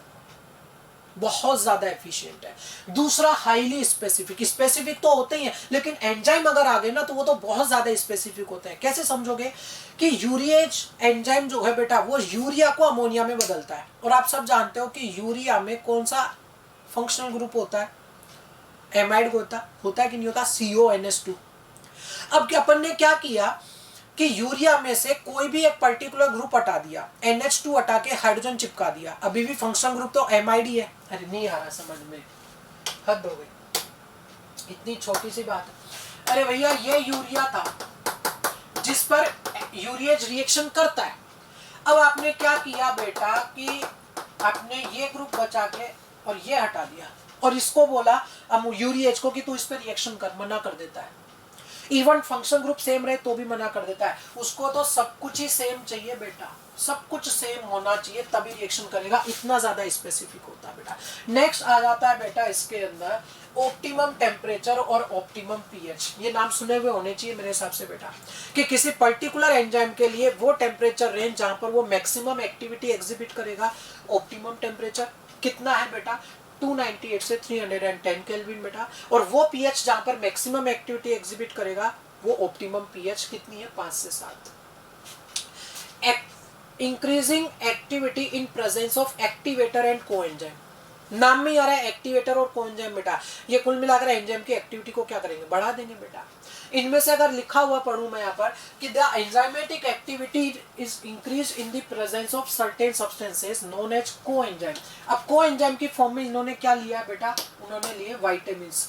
कोएंजाइम की फॉर्म में इन्होंने क्या ले लिए बेटा, उन्होंने कोएंजाइम की फॉर्म में विटामिन्स लिए। आप सब जानते हो बेटा, कुछ लोग विटामिन्स की टेबलेट खाते हैं ताकि उनकी बॉडी में एंजाइम की एक्टिविटी क्या हो सके, अच्छे से चल सके बेटा। ठीक है भाई, ये तो बात हुई कोएंजाइम की। फिर बात आती है बेटा एक्टिवेटर्स की। बेटा एक्टिवेटर्स में कुछ उदाहरण उन्होंने दिए हैं, और एक उदाहरण जो आपने बेटा मेरे हिसाब से पढ़ा भी होगा डिटेल में कि एमाइलेज एंजाइम जो होता है ना सलाइवा में, उसकी एक्टिविटी NaCl की प्रेजेंस में बढ़ जाती है, पढ़ा होगा। यानी स्टार्टिंग में जो नमक था खाने में बेटा, वो किस लिए मिलाया गया था, ताकि एमाइलेज अच्छी एक्टिविटी कर सके। अभी अपन क्यों मिलाते हैं, स्वाद के हिसाब से, पर शुरुआत क्यों हुई थी, क्योंकि NaCl जो है ना बेटा एमाइलेज की एक्टिविटी को बढ़ा देता है। तो जैसे बेटा एक्टिवेटर और कोएंजाइम एंजाइम की एक्टिविटी को बढ़ा देते हैं, वैसे ही बेटा नाम में आ रहा है इनहिबिटर और पॉइजन, ये एंजाइम की एक्टिविटी को क्या कर देंगे, कम कर देंगे बेटा। नेक्स्ट आ जाता है मैकेनिज्म। मैं ज्यादा कुछ नहीं बोलूंगा, क्यों, क्योंकि बेटा ये आपने बायोलॉजी में बहुत डिटेल में पढ़ा होगा। लॉक एंड की थ्योरी, लॉक एंड की थ्योरी है बेटा ये एंजाइम सबस्ट्रेट कॉम्प्लेक्स वाली बेटा, कि फिक्स होगा वही फिट होगा, वही प्रोडक्ट में कन्वर्ट होगा, बाकी प्रोडक्ट में कन्वर्ट नहीं होंगे बेटा। ठीक है भैया, कोई तकलीफ इसमें नहीं है। नेक्स्ट आ जाता है बेटा टेबुलर फॉर्म में दिया हुआ है Ostwald process, contact process, Haber process पढ़ चुके हो बेटा अच्छे से। हेबर में आयरन कैटलिस्ट है, मोलिब्डेनम प्रमोटर है बेटा। ओस्टवाल प्रोसेस में अमोनिया से NO बनता है, फिर उससे NO2 बनता है, फिर पानी की रिएक्शन से HNO3 बनता है और NO को रिसाइकल कर लिया जाता है। कैटलिस्ट प्लेटिनम या रोडियम गोज काम आ जाती है बेटा। कॉन्टैक्ट प्रोसेस में SO2 से SO3 बनाया, SO3 से बेटा ओलियम बनाया, ओलियम का हाइड्रोलाइसिस से H2SO4 बना लेते हैं बेटा। और यहाँ पर कैटलिस्ट या तो प्लेटिनम सॉलिड या V2O5 सॉलिड काम आ जाता है। एक्चुअली बेटा मैं खासकर ये इसलिए डिस्कस कर रहा हूँ क्योंकि मुझे खासकर ये सवाल बताने हैं बेटा आपको भी, इसलिए मैं यहाँ तक पहुंच रहा हूँ इसमें। बाकी तो टेबल तो हो चुकी थी। सवाल बेटा इसमें 5.4 जो दिया हुआ है वो एक बार पढ़ लीजिए आप बेटा। क्या लिखा हुआ है, इन हेबर प्रोसेस, पढ़ लीजिए। In Haber process hydrogen is obtained by reacting methane with steam in presence of nickel oxide catalyst. This process is known as steam reforming. Why is it necessary to remove CO when ammonia is obtained by Haber process? समझाता हूँ कि बोल क्या रहा है कि Haber process में बेटा अमोनिया बनाने के लिए जरूरत किसकी थी, हाइड्रोजन की। अब वो हाइड्रोजन कहाँ से काम में लिया गया, वो काम में लिया गया मीथेन की स्टीम के साथ रिएक्शन करवाई गई निकल ऑक्साइड कैटलिस्ट की प्रेजेंस में, जिसे क्या नाम दिया गया, स्टीम रिफॉर्मिंग बेटा। ठीक है, क्या बना, CO प्लस H2। अब H2 तो यहां काम आ गया, H2 जो था वो तो यहां काम आ गया, लेकिन क्या बचा, CO। इन्होंने बोला कि इस CO को हटाया जाता है। हटाना क्यों जरूरी है, एक्चुअली बेटा यहाँ पर CO जो होता है ना बेटा, CO यहाँ पर एक पॉइजन का काम करता है बेटा। किसका काम करता है, पॉइजन का। और पॉइजन का अगर काम करेगा तो एक्टिविटी बढ़ाएगा कि घटा देगा, ये एक्टिविटी को कम कर देगा बेटा। इसलिए CO को यहाँ से हटाया जाना जरूरी है। तो क्या लिखा जाएगा बेटा कि to remove poisonous effect of CO, या फिर यहाँ लिख सकते हो कि here CO exhibit poisonous effect which decrease activity of process बेटा। समझे क्या बेटा, इसलिए CO को यहाँ से हटाना जरूरी है। क्वेश्चन नंबर 5.5 बहुत ही अच्छा सवाल है बेटा। क्या लिखा हुआ है कि एस्टर का हाइड्रोलिसिस जो होता है ना बेटा, स्टार्टिंग में स्लो होता है और कुछ समय बाद उसकी रेट बढ़ जाती है, क्यों, समझाता हूँ। बहुत अच्छा सवाल है कि आप अच्छे से जानते हो बेटा। मान लीजिए आपके पास ये एस्टर है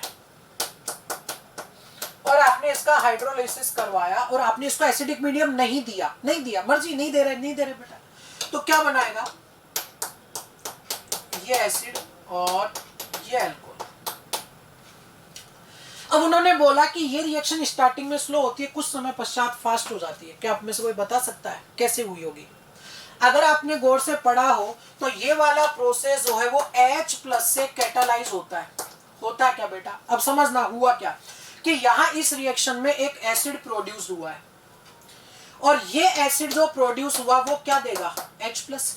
और क्या ये प्रोड्यूस होने वाला H+ इसको कैटालाइज करेगा क्या बेटा? बिल्कुल करेगा। इसी रिएक्शन में बना और इसी का कैटालाइजेशन शुरू कर दिया। और ऐसे कैटालिस्ट जो रिएक्शन में प्रोड्यूस होकर ही कैटालाइजेशन कर रहे हैं बेटा, इस प्रोसेस को ओवरऑल कहा जाता है, या ऐसे कैटालिस्ट को कहते हैं auto catalyst, due to production of auto catalyst. Auto क्यों बोला? क्योंकि खुद ही बन गया। क्या बना?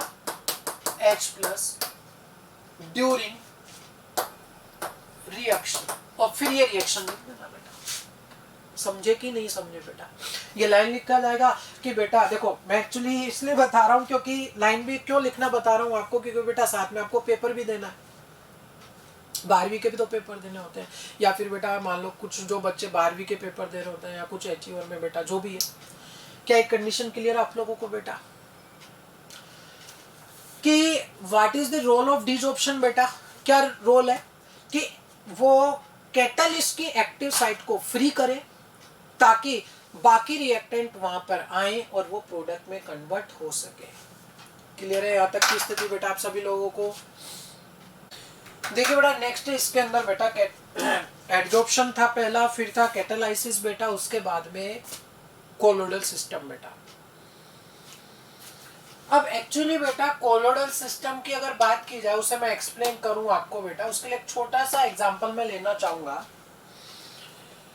कि जैसे NaCl आपने लिया और उसे पानी में डिसॉल्व किया, अच्छे से मिक्स करने के बाद आपने गौर किया हो तो NaCl डिसअपियर हो जाता है, एक ट्रांसपेरेंट सॉल्यूशन आपको दिखाई देता है पूरा का पूरा बेटा।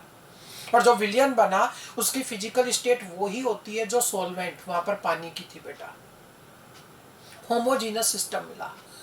NaCl गया कहां? वाटर मॉलिक्यूल्स के बीच के अंदर बेटा। ये जो बना इसे बोलते हैं बेटा ट्रू सॉल्यूशन, होमोजीनस सिस्टम है। दूसरा एग्जांपल, आपने सैंड पार्टिकल्स लिए, मिट्टी के कण लिए बेटा, सैंड पार्टिकल्स लिए, उसे पानी में डाला, कितना भी मिक्स कर लो लेकिन वो सेपरेटली आपको पानी में दिखाई देते हैं बेटा। हेट्रोजीनसली क्लियरली आपको विजिबल होते हैं, हेट्रोजीनस सिस्टम होता है और वो पूरा बेटा एक तरह से मैं कहूं तो ट्रू सॉल्यूशन नहीं बना। और इस कंडीशन को कहा जाता है सस्पेंशन। क्या बोलते हैं? सस्पेंशन। कि सस्पेंडेड फॉर्म में सैंड के पार्टिकल पानी में घूमते फिर रहे हैं बेटा, या पड़े हुए एक साइड में। एक सिचुएशन ऐसी भी आती है जो इन दोनों के बीच की होती है बेटा, कि ना तो पूरा डिसॉल्व हो और ना पूरा सस्पेंडेड हो। उस बीच की सिचुएशन को कोलोइडल सिस्टम कहा जाता है। उदाहरण के तौर पर मैं बोलूंगा कि जैसे स्टार्च को पानी में मिक्स किया जाए ना बेटा, तो ना तो वो पूरा डिसॉल्व होता है ना पूरा वो सस्पेंडेड फॉर्म में होता है। उस सिस्टम को क्या कहते हैं? Colloidal system. क्लियर है बेटा? अब यहां पर बेटा खासकर मैं कहूंगा कि ट्रू सॉल्यूशन हुआ, कोलोइडल हुआ और सस्पेंशन हुआ बेटा, तीनों में जो मेजर डिफरेंस होता है वो होता है पार्टिकल साइज का। मीडियम की नहीं, जो भी बेटा मीडियम के अंदर जा रहा है उसकी साइज का बेटा। और कॉमन सेंस की बात है बेटा कि जो ट्रू सॉल्यूशन होता है उसमें पार्टिकल साइज सबसे छोटी होती है ताकि वो मीडियम के बीच में बेटा आसानी से डिसअपियर हो सके। सस्पेंडेड वाले में बेटा पार्टिकल साइज सबसे बड़ी होती है बेटा, वो बिल्कुल भी पार्टिकल्स के बीच में नहीं जा पा रहा। और कोलोइडल में दोनों के बीच की कंडीशन रहती है बेटा। जो ट्रू सॉल्यूशन है वो होमोजीनस होता है, और बेटा क्योंकि ट्रांसपेरेंट सॉल्यूशन उसी में बनता है। उसके बाद बेटा चाहे सस्पेंडेड पार्टिकल्स हो, सस्पेंशन हो, चाहे से कोलोइडल सिस्टम हो, दोनों ही हेट्रोजीनस होते हैं क्योंकि उसमें पूरा ट्रांसपेरेंट सॉल्यूशन तो नहीं बन पाता बेटा। तो बहुत मेजरली मोटे तौर पर बेटा मैंने अगर डिफरेंस आपको बोला तो वो ये बेटा, मोटे तौर पर जो मैंने डिफरेंस बोला उसकी बात चल रही है बेटा यहाँ पर, कि आपके पास में तीन कंडीशन मैंने बताई। एक ट्रू सॉल्यूशन बोला, एक कोलोइडल बोला बेटा, और एक सस्पेंशन बोला। हाँ बेटा, जो पार्टिकल साइज है आप कोलोइडल सिस्टम की याद रखो, इन दोनों की अपने आप बन जाएगी। कोलोइडल सिस्टम में होती है बेटा 1 नैनोमीटर से लेकर के 1000 नैनोमीटर तक। नैनोमीटर 10⁻⁹ मीटर बेटा। अब कॉमन सेंस की बात है बेटा कि ट्रू सॉल्यूशन में पार्टिकल साइज क्या होगी बेटा? Less than 1 nanometre. 1 नैनोमीटर से भी कम, और सस्पेंशन में बेटा ग्रेटर देन 1000 नैनोमीटर। अरे समझे क्या भैया कि ट्रू सॉल्यूशन में पार्टिकल साइज सबसे छोटी है, कोलोइडल की याद रखो, मैं तो ये कहूंगा कि 1 नैनोमीटर से 1000, ट्रू में उससे छोटा हो जाएगा, और सस्पेंशन में 1000 नैनोमीटर से भी बड़ा होगा। दूसरी चीज मैंने क्या बोली बेटा कि इन तीनों में से जो ट्रू सॉल्यूशन है वो होमोजीनस होता है बेटा, बाकी दोनों ही कैसे सिस्टम होते हैं बेटा, दोनों ही हेट्रोजीनस सिस्टम होते हैं। क्लियर है भैया। अगली बात कि इस चैप्टर में बेटा अपन खासकर कोलोइडल सॉल्यूशन के बारे में पढ़ेंगे और उसका कंपैरिजन देखेंगे ट्रू सॉल्यूशन के साथ में। कंपैरिजन किसके साथ देखेंगे, ट्रू सॉल्यूशन के साथ में। सस्पेंशन को लेकर के जितना बोलना था ना इस चैप्टर में वो मैं बोल चुका, बस इससे ज्यादा सस्पेंशन बेटा, सस्पेंशन के बारे में डिस्कशन इस चैप्टर में नहीं होगा बेटा, ठीक है ना। जो भी होगा वो कोलोइडल सॉल्यूशन का होगा और उसका कुछ ट्रू सॉल्यूशन के साथ कंपैरिजन अपन देखेंगे बस। अगली बात और है बेटा, एक एनसीईआरटी में भी सवाल दिया हुआ है और आना भी चाहिए दिमाग में कि कोलोइडल सॉल्यूशन अपन बोल रहे हैं, क्या ये किसी सब्सटेंस की कोई एक अलग से फिजिकल स्टेट है क्या? दैट मीन्स जैसे गैस होता है, लिक्विड होता है, सॉलिड होता है, वैसे ही बेटा कोलोइडल भी क्या पता किसी भी सब्सटेंस की कोई एक अलग से फिजिकल स्टेट हो, ऐसा नहीं है बेटा। कोलोइडल सॉल्यूशन एक सॉल्यूशन का टाइप है, ना कि फिजिकल स्टेट बेटा। समझाता हूं, देखो गुस्सा ना हो, समझाता हूं। एक्चुअली बेटा NaCl को यदि आप पानी में मिलाते हैं, आप अच्छे से जानते हो कि ट्रांसपेरेंट सॉल्यूशन बनता है, ट्रू सॉल्यूशन बनता है। कैसा? ट्रू सॉल्यूशन बेटा। और उसी NaCl को आप अगर बेंजीन में मिला देते हो तो बेटा वो कोलोइडल सॉल्यूशन बनाता है।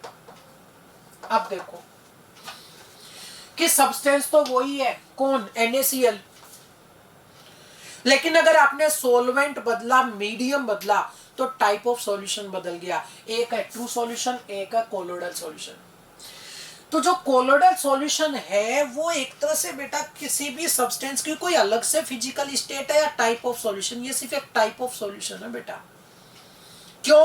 क्योंकि एक ही सब्सटेंस अलग अलग मीडियम में अलग अलग सॉल्यूशन बना रहा है ना बेटा। तो आपने सिर्फ मीडियम बदला तब उसमें सॉल्यूशन का टाइप बदल गया। पानी रखा तो ट्रू सॉल्यूशन था, बेंजीन में ले गए उसको तो उसने कोलोइडल बना डाला बेटा। अरे समझे क्या भाई? तो वास्तव में कि कोलोइड जो है बेटा, it is a type of solution. ये हटा दूं बेटा एक बार मैं यहां से, ये आप लिख लेना साइड में बेटा, ठीक है ना। हटा रहा हूं मैं इसको, पोज करके लिख लो भाई, बोल रहा हूं ना बेटा, ठीक है। क्या बोल रहा हूं मैं ये बेटा? It is a type of solution, not physical state of substance बेटा। कि किसी भी सब्सटेंस की कोई फिजिकल स्टेट नहीं है अलग से, ये एक टाइप ऑफ सॉल्यूशन है। एविडेंस क्या है कि एक ही सब्सटेंस अलग अलग मीडियम में अलग अलग टाइप का सॉल्यूशन बना रहा है, एक में ट्रू बना रहा है और एक में कोलोइडल बना। अगर अलग से फिजिकल स्टेट होती ना तो फिर NaCl को मीडियम बदलने पर ये सब चीजें परिवर्तित नहीं होती बेटा। क्लियर है दोनों पॉइंट बेटा? आपको डिफरेंस हो गया। और दूसरा ये बताना कि कोलोइडल जो है बेटा वो एक टाइप ऑफ सॉल्यूशन है, ना कि फिजिकल स्टेट। नेक्स्ट आ जाता है बेटा इसके बाद में इसका क्लासिफिकेशन। अब बेटा एक चीज हमेशा दिमाग में रखिएगा, देखो their range of diameter is between 1 and 1000 nanometre, ठीक है ना बेटा। रेंज जो पार्टिकल साइज की जो डायमीटर आ गई वो 1 से 1000 नैनोमीटर की है। नेक्स्ट आ जाता है इसका क्लासिफिकेशन बेटा। एक चीज ध्यान रखना बेटा हमेशा दिमाग में कि ये जो चैप्टर है सरफेस केमिस्ट्री, खासकर ऐसे चैप्टरों की मैं बोलूं तो बेटा इनके लिए आपके दिमाग में फ्लो चार्ट, इनकी आउटलाइन हमेशा होनी चाहिए। ऐसे चैप्टरों का अगर फ्लो चार्ट आउटलाइन दिमाग में होना तो बेटा इन्हें याद रखना आसान हो जाता है। आप में दिमाग में होना चाहिए कि कोलोडल है। अच्छा, तो सबसे पहले अपन ने ये देखा कि भाई हेट्रोजीनस है, पार्टिकल साइज की रेंज 1 से 1000 नैनोमीटर है, और ये कोई फिजिकल स्टेट ना हो करके टाइप ऑफ सॉल्यूशन है। 3 लाइन आ गई बेटा। उसके बाद अपन इसका क्लासिफिकेशन देखेंगे। 3 तरह का क्लासिफिकेशन एनसीईआरटी में पढ़ेंगे अपन बेटा। क्लासिफिकेशन पढ़ने के बाद अपन कोलोडल सॉल्यूशन की प्रिपरेशन देखेंगे। प्रिपरेशन करने के बाद उनका प्योरिफिकेशन किया जाएगा बेटा, और फिर उनकी प्रॉपर्टीज अपन पढ़ेंगे, और लास्ट में उनके यूज पढ़ेंगे। तो क्या क्या हो गया देखो, 3 बेसिक लाइन हो गई बेटा, उसके बाद क्लासिफिकेशन हो गया, उसके बाद में बेटा प्रिपरेशन पढ़ेंगे, फिर प्योरीफाई करेंगे उससे बेटा, फिर उसकी प्रॉपर्टीज पढ़ेंगे, और लास्ट में यूज पढ़ेंगे। तो एक आउटलाइन फ्लो चार्ट दिमाग में होना चाहिए।